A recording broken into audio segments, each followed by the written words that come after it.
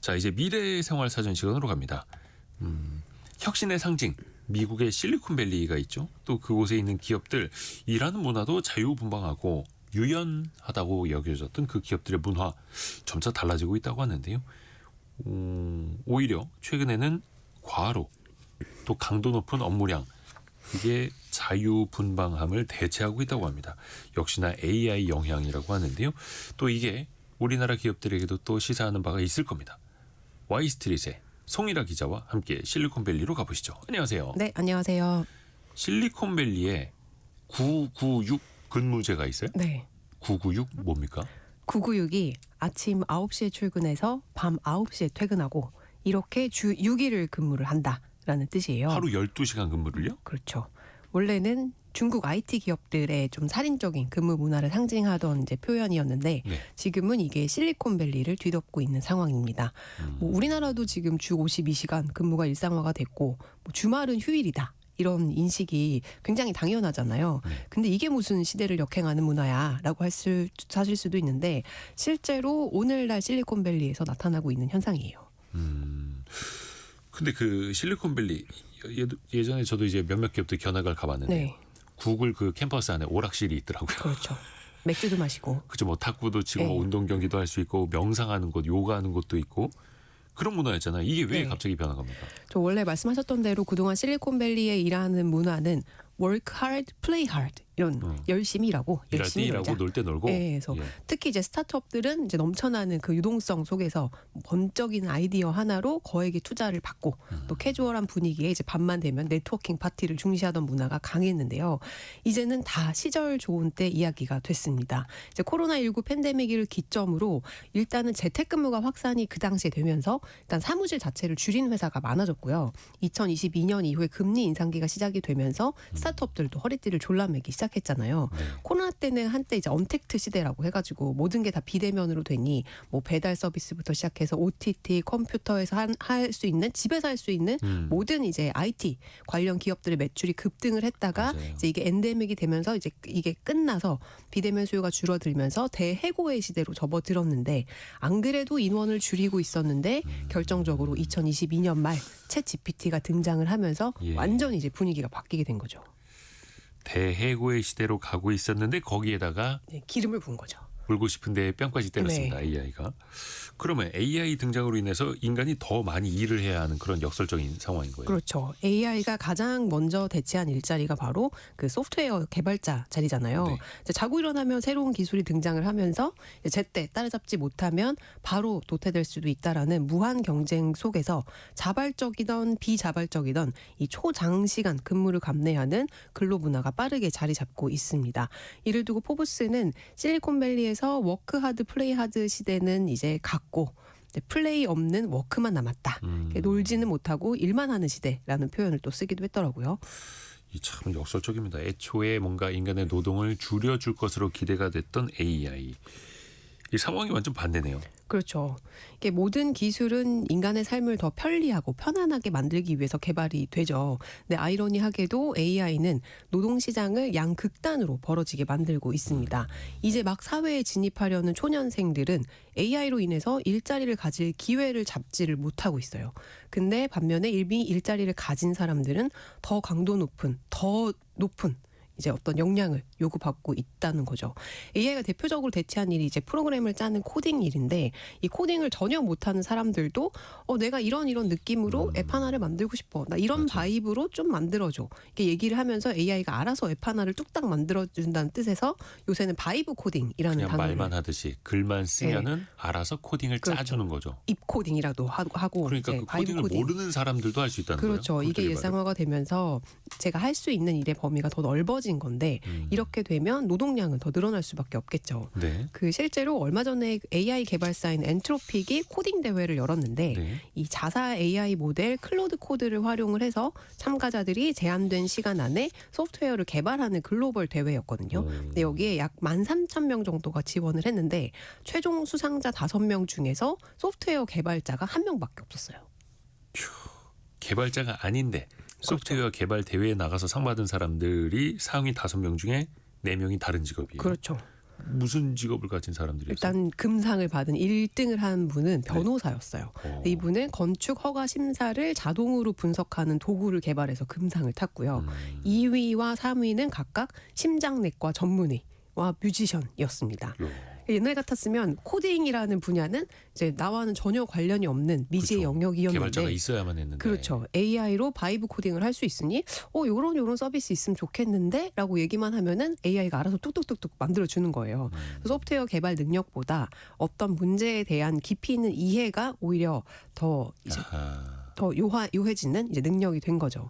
이게 단순한 해프닝이 아니고 AI 도구가 기술 장벽을 낮추고 있다는 걸 실제로 보여줬고 이렇기 때문에 이 코딩 능력이 없는 사람들도 업무량이 오히려 더 늘어나는 결과가 이제 나타난 거죠. 그러니까 기술보다는 아이디어라는 거예요. 네.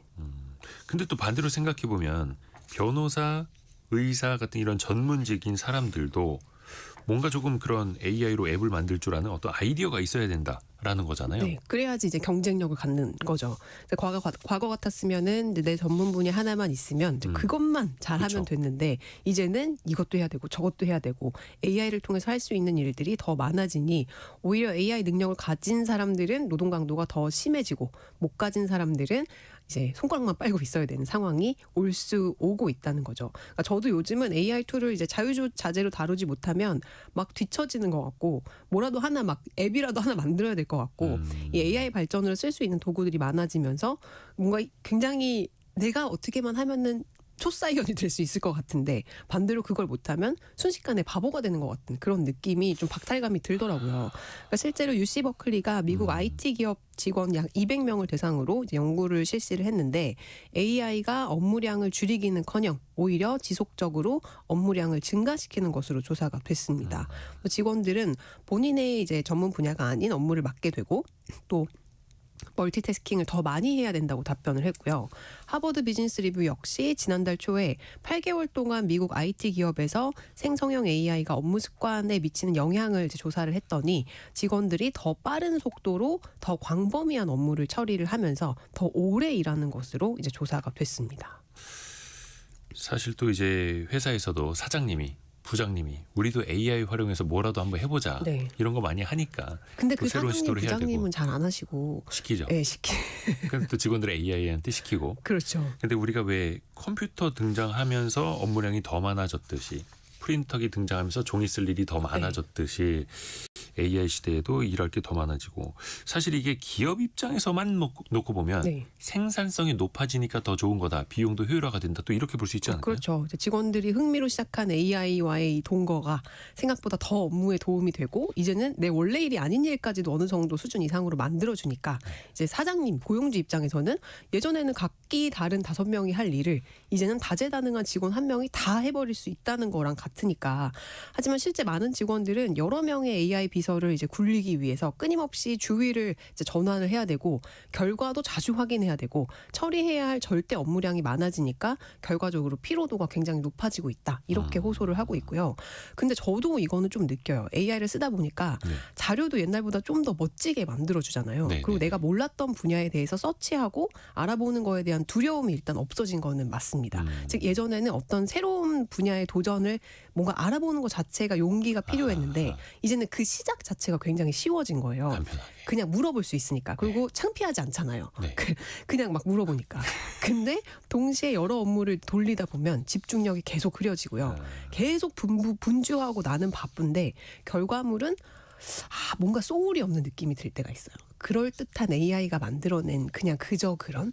그래서 이게 내 아이디어가 맞나? 네. 내 생각이 맞나? 그게 만족스럽지 못할 때도 많습니다. 근데 이것도 일각에서는 네가 AI를 잘 못 써서 그래. 이렇게 얘기들도 하시는데 이런 식의 업무 과정이 이제 이어지다 보니 AI한테 점점 더 의존할 수밖에 없는 거예요. 그리고 이걸 멈출 수가 없어요. 그러니까 뭔진 모르겠지만 예전에 비해서 굉장히 나의 역량이 막 향상됐다고는 느껴지지 않는데 굉장히 바쁩니다.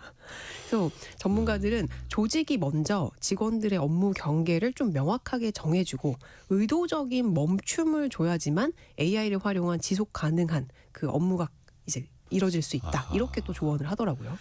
근데 사실 이제 주변에서도 많이 이야기합니다만 AI 없는 시절로 돌아갈 수가 없다라는 네. 분들 많아요. 멈출 수가 사실 없어요. 투자도 멈출 수가 없고, 그죠? AI 인프라에 대한 투자도, AI 활용도 멈출 수가 없고요. 네.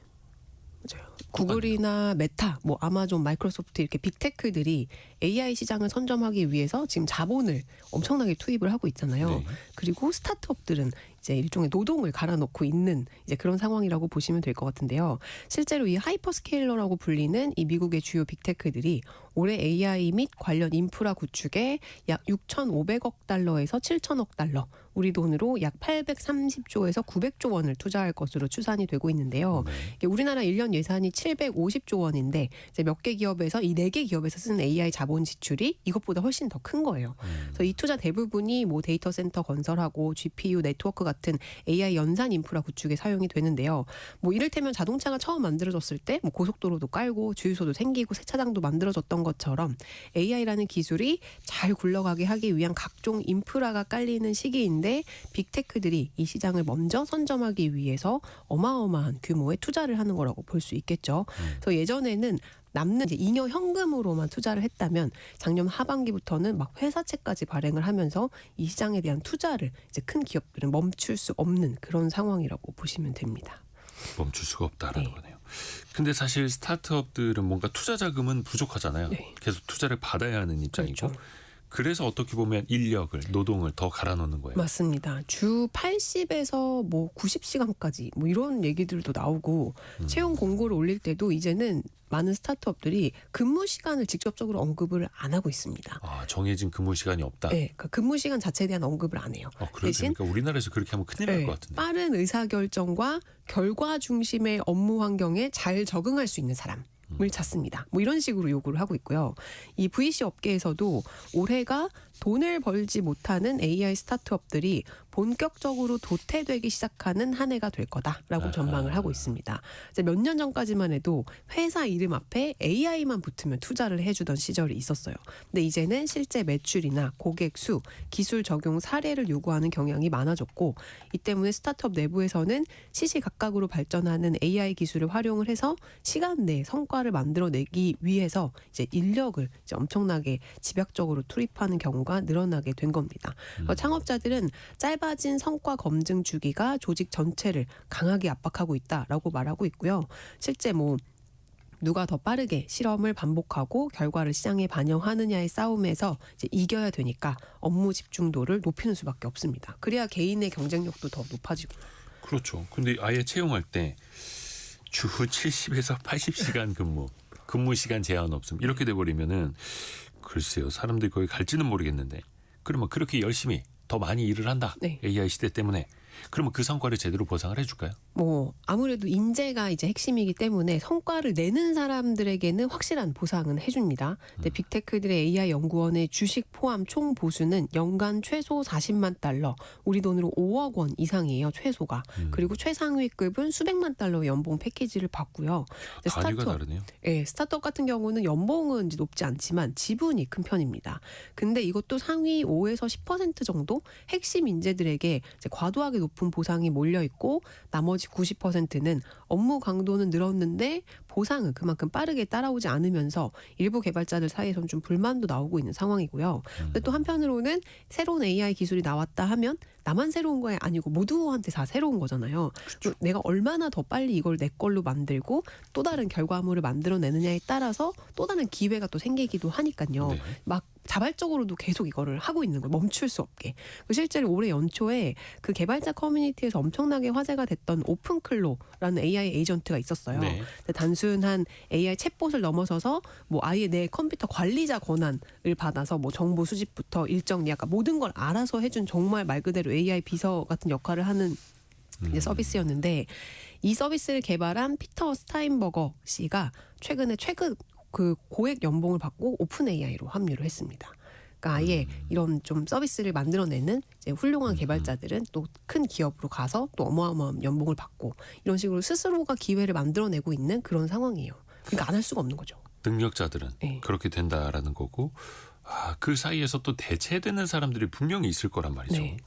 인간은 전반적으로 봤을 때 더 넓은 의미에서는 또 위기감이 있지 않을까요? 그렇죠. 자, 제 아무리 대단한 기술이라고 해도 이게 강 건너 남 얘기일 때, 강 건너 불구경일 때랑 이 기술이 진짜 내 밥그릇을 가져갈 수도 있겠다라고 느끼는 그렇죠, 때랑은 다를 당장. 수밖에 없습니다.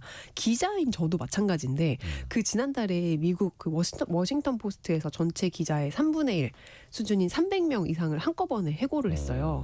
이게 150년 역사를 자랑하는 신문이 한꺼번에 이렇게 많은 기자를 해고한 게 거의 처음이라고 아니, 하더라고요. 10명 중에 1명도 아니고 네. 3분의 1을요? 3분의 1을요. 300명 이상을 한 번에 해고를 했습니다. 뭐 여러 가지 이유가 있었겠지만 회사 측은 생성형 AI 등장으로 온라인 검색 트래픽이 최근 3년간 거의 절반으로 감소를 했다. 이렇게 설명을 했어요. 워싱턴 포스트 정도로 다닐 정도의 그 기자면 네. 미국에서도 참 이렇게 화이트 칼라인데 그렇죠. 한순간에 일자리를 다 잃게 된 거예요. 맞아요. 그래서 뭐 우리나라는 고용 시장이 아직까지 이제 근로자 보호를 굉장히 강하게 하고 있는 측이잖아요. 근데 상대적으로 이게 체감도는 좀 덜하지만 미국은 정말로 빠르게 AI발 노동 시장 재편이 진행 중입니다.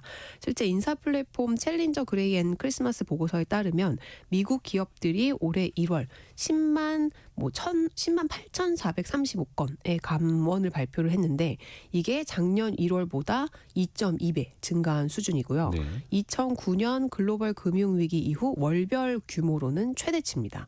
그러니까 일반적으로 1분기에 인력 감축이 많이 발생하는 경향이 있어요. 근데 올해 1월에는 이례적으로 높은 수준이라는 분석이 나오고 있어요. 그러니까 아마존이 이제 16,000명 정도 줄였고요. 네. 트위터 창업자인 잭 도시가 CEO로 있는 이제 핀테크 기업 블록이라고 있는데 여기는 최근에 전 직원의 40%를 해고한다고 발표를 했습니다.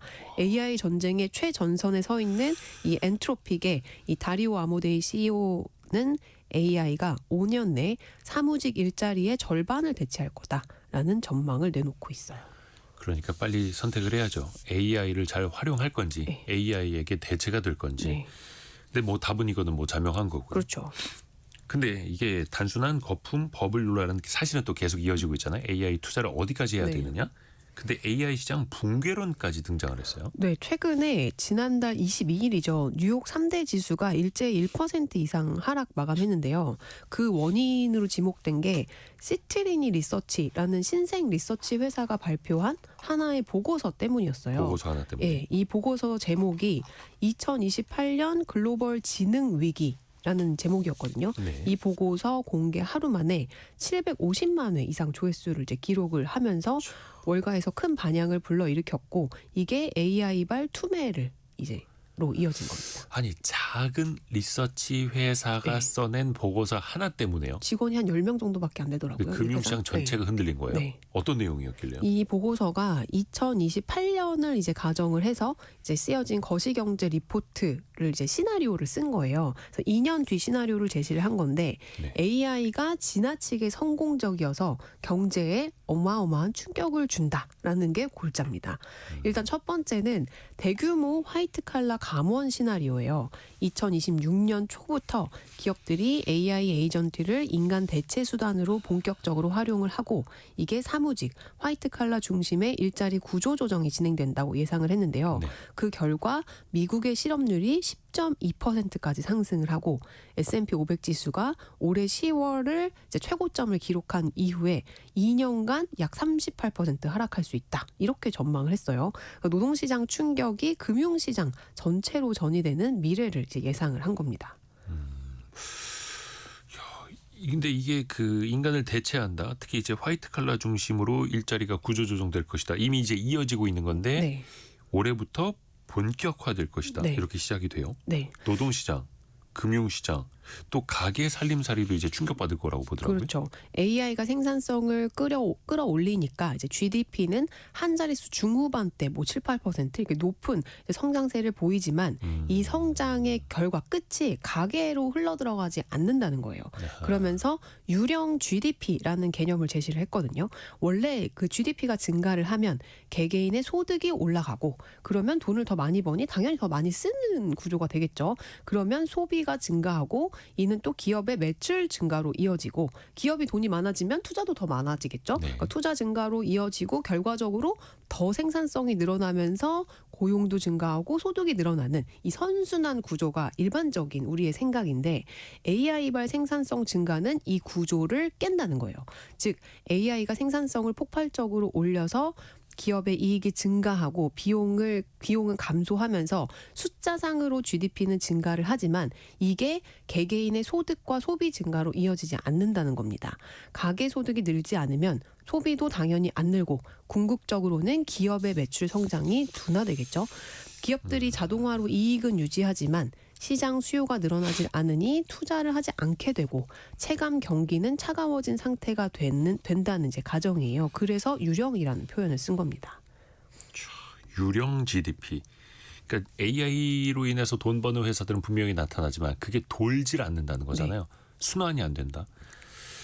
아니 근데 사실은 새로운 기술이 나올 때마다 반감 같은 건 늘 있었습니다. 그리고 이 시트리니 보고서 자체가 너무 최악의 맞아요. 시나리오만 또 가져간 걸 수도 있잖아요. 그런 반론도 있어요. 그러니까 특히 이제 산업혁명이 시작된 200여 년 전에 그 영국에서 일어난 러다이트 운동 다들 이제 기억하실 텐데요. 그 산업혁명으로 이제 방직이나 편직 기계 같은 게 속속 이제 기계들이 도입이 되면서 일자리를 잃거나 임금이 이제 확 줄어든 숙련 노동자들이 이제 공장에 쳐들어가서 기계를 부순 사건이에요. 네. 당시 이 운동이 점점 심해지면서 이제 정부가 군대를 투입하고 막 기계를 파괴하는 사람들을 처형하거나 추방하는 강경 진압을 해서 이제 몇 년 가진 않았는데 하지만 이 기계 도입이 결과적으로는 생산성을 폭발을 시켰고 물건 가격이 쭉 떨어지면서 수요가 급증을 했고 아예 새로운 산업군을 탄생을 시켜서 고용이 오히려 더 증가하는 선순환 구조를 다시 만든 거죠.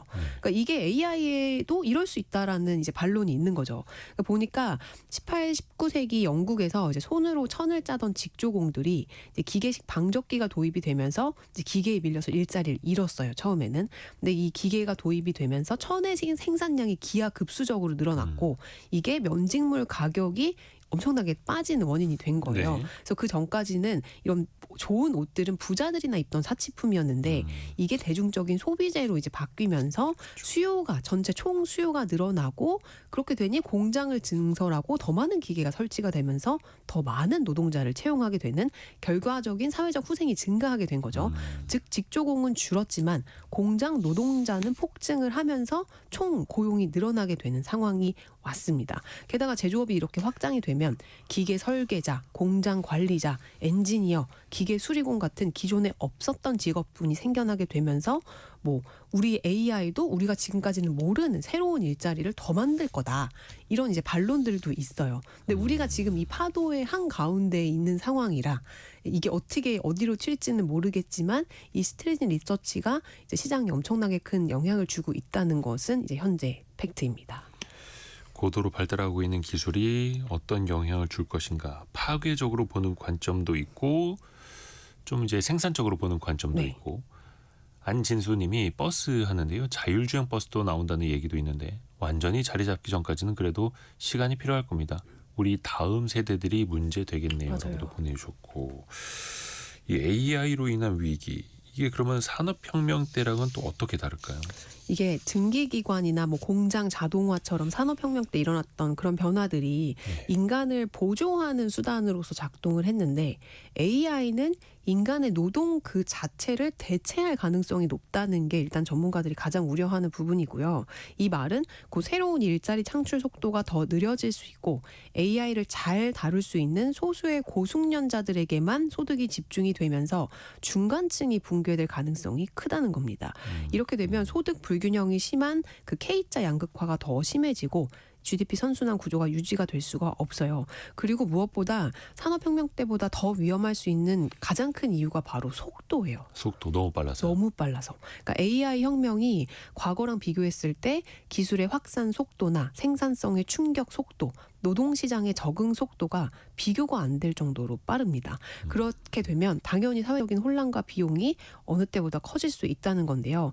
먼저 증기기관이 처음 등장하고 전국에 확산될 때까지 수십 년이 걸렸고요. 철도망을 구축하는 데도 역시 수십 년이 걸렸습니다. 전기가 보급되는 데는 약 4, 50년이 걸렸고 이렇게 기술이 모든 사람들에게 일상이 되기 위해서는 물리적인 인프라가 깔려야 되고 자본을 축적해야 하니 확산이 서서히 이루어지면서 뭔가 혼란도 좀 이렇게 분포될 그 사이에 또 적응할 시간이 있는 적응할 거죠. 시간이 있는데 예. AI는 그게 아니에요. 챗GPT 출시 이후에 2달 만에 사용자 1억 명을 돌파했고요. 그렇죠. 뭐 새로운 기술이 하나 나오면 일주일이면 전 세계 개발자들이 다 합니다. 이미 구문이 돼버려요. 모델의 성능이 임계점을 넘으면 전 세계 사무직 업무에 즉각적인 영향을 주고요. 산업혁명이 100년에 걸쳐서 일어났던 일이라면 AI는 10년밖에 안 걸린다는 거예요. 그렇게 되면 그 충격과 고통이 훨씬 더 커질 수밖에 없겠죠. 생각해보면 챗 GPT가 세상에 대중에 공개된 게 3년 4개월 됐네요. 맞아요. 그 사이에 또 엄청나게 변했고 앞으로 더 빠르게 변할 수 있다라는 거고. 근데 그 AI가 노동 자체를 완전히 대체할 수 있다라는 가정은 이게 또 너무 앞서 나간 건 아니냐. 맞아요. 이렇게도 보는 시각도 정말 있어요. 현재로서 우리가 판단하기가 참 어려운 부분이에요. 근데 이거를 IMF는 전 세계 일자리 40% 정도가 AI에 노출이 돼 있는데 노출은 곧 대체가 아니다. 뭐 이렇게 좀 오피셜한 이제 주장을 내놓고 있고요. ILO 역시 완전 자동화로 사라질 가능성이 큰 고용 비중을 고소득국 기준으로 약 5.5% 정도다. 전면 붕괴보다는 재설계될 가능성이 더 크다라고. 붕괴가 아니라 재설계다. 예, 그렇게 또 얘기를 하고 있습니다. 아무래도 이런 국제 기구들은 좀 안심시켜야 될 또 그런 생각도 있겠죠. 예. 의도도. 실제로 많은 경제학자들은 AI가 인간을 완전히 대체하는 기술이 아니고 생산성을 증폭시키는 보조 기술이다. 이렇게 보고 있고요. 뭐 예를 들어서 변호사는 뭐 AI를 이용해서 판례를 검색해주고 뭐 비서로 쓰고 의사도 AI를 진단을 보조하는 도구로 활용을 한다는 거예요. 또 시트린이 이 분석 자체가 소득이 일부 계층에 집중되면 소득과 이 소비가 줄어든다는 걸 가정을 하는데요. 이거에 대한 반론도 있습니다. 임금이 올라가지 않아도 네. 기업의 생산성이 향상이 돼서 물건의 가격이 떨어지면 실질 구매력은 상승하는 게 아니냐 이런 얘기도 있고 또 아울러 AI 기반의 개인화 서비스나 뭐 AI 헬스케어 같은 신규 수요를 창출할 수도 있다. 뭐 이렇게 되면은 기업들이 막대한 설비 투자에 나서면서 AI가 소비를 줄이기보다는 오히려 투자 사이클을 더 강화할 수도 있다. 이런 주장도 나옵니다. 그래서 지금은 뭐 판단을 하기는 조금 이른 시점인 것 같아요. 근데 이런 얘기들도 있다라는 것만 알아두시면 좋을 것 같습니다. 그 미국에서도 케빈 워시 그 연준이자 후보자도 네.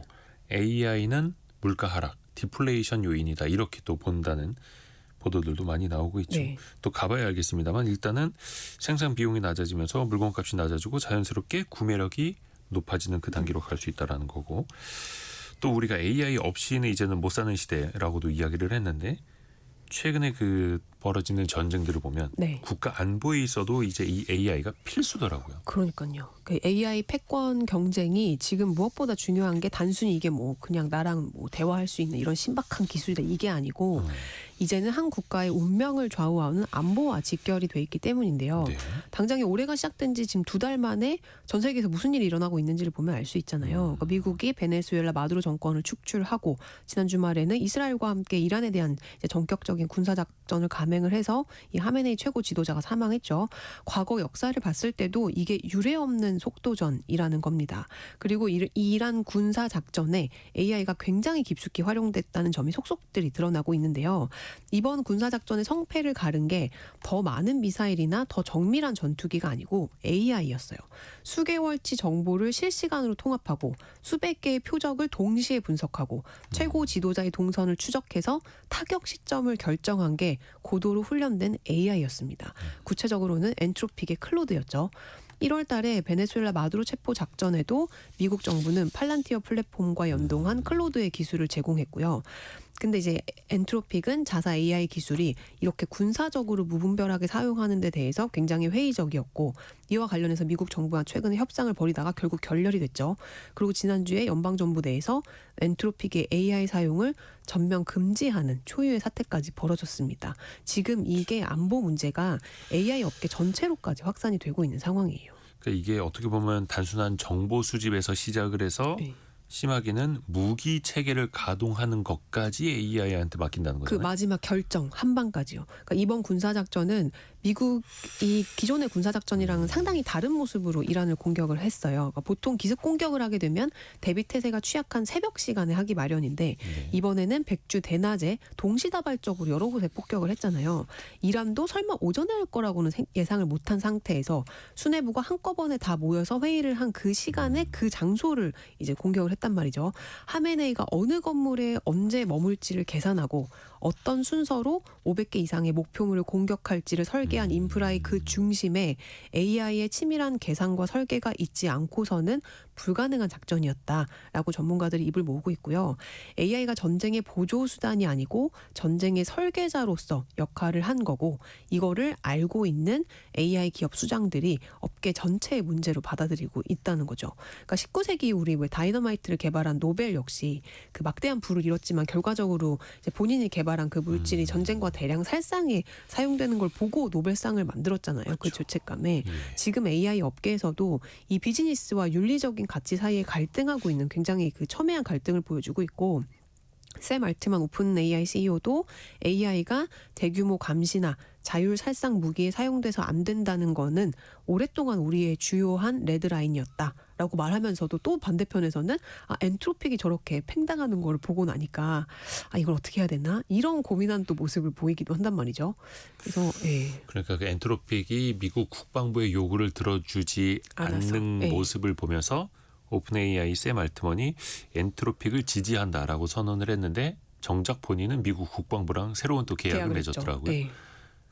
엔트로픽 빠지고 자기네가 그 돈 벌어가겠다. 그렇죠. 그럼 이제 미국의 어떤 무기 체계 다른 나라를 공습하는데 오픈 AI의 기술이 쓰일 수 있다라는 그 방향인 거고요. 자, 이 전쟁뿐만 아니라 패권 경쟁 사이에서도 이 AI가 빠질 수가 없습니다.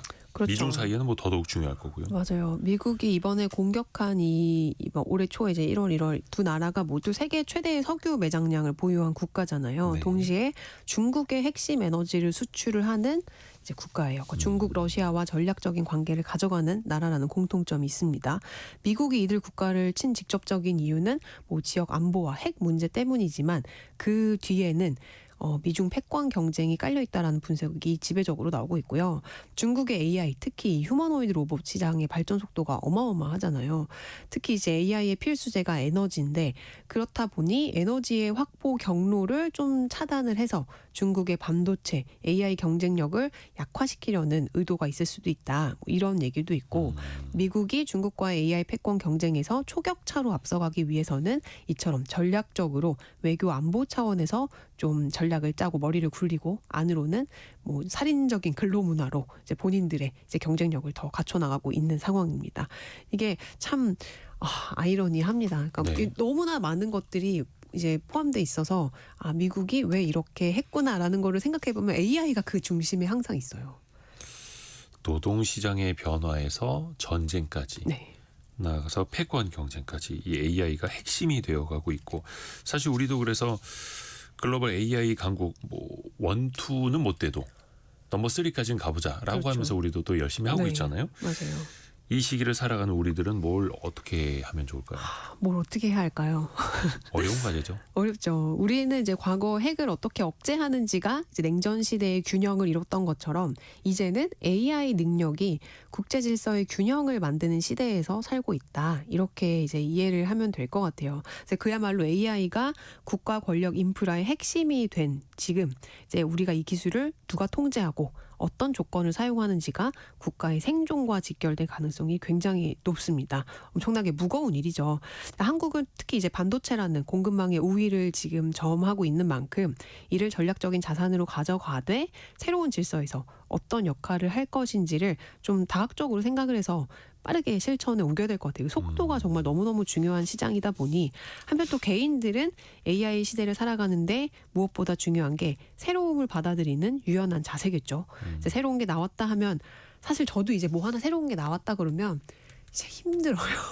그거를 캐치업하고 따라가고 이제 한 번씩 써보는 게 우리 누가 그러더라고요. 영포티 무시하지 말아라. 네, 40대. 우리는 이 공중전화부터 삐삐부터 지금 다 AI까지 다 겪어봤다. 다 겪어본 세대다.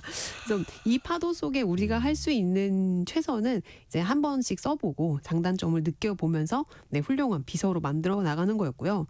그 사진기가 처음에 발명된 게 1839년이었는데요. 네. 그때까지 그 사실적인 초상화를 그리거나 풍경화는 화가의 영역이었어요. 늘 맞아요, 뭐 맞아요. 그렇겠죠. 예. 근데 이 사진기가 나오면서 현실을 그대로 복제해 버린 탓에 이 화가들이 설 곳이 없어진 거예요. 그 전까지는 초상화를 그리려면 막 귀족들만 그렸을 거 아니에요. 돈이 맞아요. 많으해서 몇 달씩 공들여서 그리던 이 초상화가 5분이면 뚝딱 하고 나오니까 게다가 가격도 10분의 1 수준이에요. 얼마나 충격이었겠어요. 그래서 이 기술을 본 화가들의 반응이 두 부류로 나뉘었습니다. 우선 모네나 드가 같은 화가들은 사진이 현실을 복제하는 기술이 사람보다 낫다는 걸 일찌감치 인정하고 그 순간의 빛이나 순간 감정을 표현하는 데 집중을 하면서 현대 미술의 출발점인 인상주의가 이제 그때부터 시작이 됐습니다. 근데 끝까지 사진 기술을 받아들이지 않고 사진 저런 거 저 예술 아니야. 저게 무슨 예술이야. 인상주의는 미완성이야. 이런 식으로 이제 폄하한 사람들은 기존의 아카데미 화가들은 이제 이름도 우리가 모르죠. 점점 사라졌습니다. 결국에는 기술이 인간의 기능을 뺏었을 때 살아남은 사람들은 영역을 재정의한 사람들이었습니다. AI 시대의 모네가 될 수도 있고 이름도 없이 사라진 이 초상화 화가가 될 수도 있는지는 어떤 사람이 될 건지는 결국은 우리 자신에게 달려있는 게 아닐까 싶습니다. 거부할 수 없다면, 기술 발전을 막을 수 없다면 그걸 활용하는 사람이 또 돼야겠죠. 대체되는 사람이 아니라 잘 이용하는 사람. 그리고 그 속도는 실천에서 나온다라는 거, 또 유연함에서 나온다는 거. 5622님, 앞으로는 사람은 없고 길거리에 로봇만 돌아다니는 것 아닌지 유유 이렇게 보내셨고, 안규영님, AI가 좋은 것만은 아니네요. 친구가 상담 일하는데 아마 그 고객센터인 것 같아요. 직원을 충원은 안 하고 줄이고 있다네요. 라고도 알려주셨고요. 김현우님이 송일하 기자님 코너가 매번 쉽게 큰 그림을 보게 만드는 시작점입니다. 다시 듣기도 필수입니다. 이렇게 보내주셨고 오, 감사합니다. 고맙습니다. 와이스트릿 송일하 기자였습니다. 고맙습니다. 감사합니다.